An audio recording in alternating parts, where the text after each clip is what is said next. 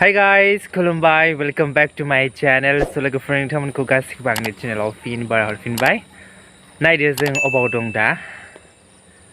So जोङो दा दं नागुरजुलिनि बे सापात बागानाव जोङो दंफैयो। ओमफ्राय जोङो एक्चुअली न'निफ्राय ओंखारबोदों आरो न' बेरायनो होननानै। ओमफ्राय जोङो फुजाबो नायलांखागोन दा नावखाथायाव। So दा जोङो नैयाव दसे बेरायनो फैदों आरो एसे फ्रेश माने बेरायनो फैदों आरो न' बेरायनो मोनथ्राखैमोन नालाय ओंखायनो जों फैबाय बेहाय। ओमफ्राय नैयाव जोङो फार्स्ट जेब्ला जों इउटिउब जार्नि स्टार्ट खालामदोंमोन जों मनजनजों आंजों बेयाव जोंनि माने जमा मोनसे चेनेल खुलिदोंमोन आरो बेयाव जोङो कभार डान्सल' हगारोमोन। ओमफ्राय नैबे जायगायावनो जोङो शुटिंखौ खालामदोंमोन बे जायगायावनो। ओमफ्राय जों बेयावनो एसे आगोलनि मेम'रिखौ एसे ताजा खालामनो होननानै फैदों आरो जों सानैजों। स' नायदो जा समायना जायगाया लोगोफोर।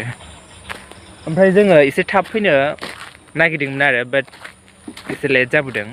गोजान नालाय न'निफ्राय 1 घन्टासो लाखायो जोंना। नायदो जायगाखौ।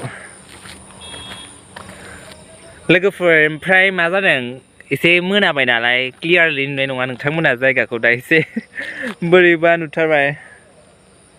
जायगाफोरखौ मोजां नुनाय नंला। लोगोफोर एसे मोनाबाय नालाय नोंथांमोना बारा क्लियार नुनाय नंला आरो न' जायगाफोरखौ। बांद्राय मोजां नुनाय नंला। फैनाया जोंना एसे लेट जाबाय।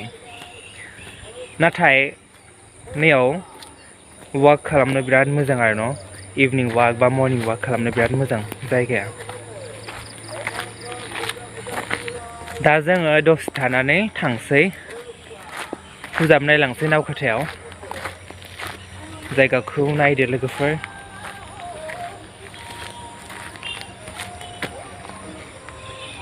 हेल' खानाया नाय लोगोफोरना निउ स्टाइल गोदान स्टाइल खानाया बोरै नांदों? जों बेयावनो शुट खालामदोंमोन फार्स्ट टाइम जेब्ला डान्स भिडिअ बानायदोंमोन बे जायगायावनो जोंना। लोगोफोरनिया मा जाखो मोनानानै क्लियारखौ नुला जोङो फट'बो लानो मोनदिया मोजां। ओमफ्राय जोङो फैफिनगोन बे जायगायाव ओमफ्राय माने फैगोन आरो न' एबार थाब फैगोन जोङो एसे एकदम पार्टि जालायगोन जोंहानियाव न' दिनै मोनाबाय जों थाब फैसिगोन एबार। माने बिराद मोजां नाङो आं बे जायगाखौ सापात बागान जायगाखौ बिराद मोजांखा। जोंनि खाथियाव बिदि गैया नालाय ओंखायनो मोजां नाङो आरो फैनानै। लोगोफोर उफाय गैला लाइट लगायनानै ब्लग बानायनो गोनां जाबाय। माने मोनानानै फैखादों नालाय जोङो। नाथाय बे जायगाखौ गारना थांनो बिराद बादों। स' दसे थानानै जों थांसै मालाबा फैफिनसै। ओमफ्राय जोंना खाथियावनो आमाइबो दंखायो आमाइ। ओमफ्राय दिनै हाबला जोङो एक्सुवेलि उनाव हाबसै उनाव फैबा दा हाबथ'ला।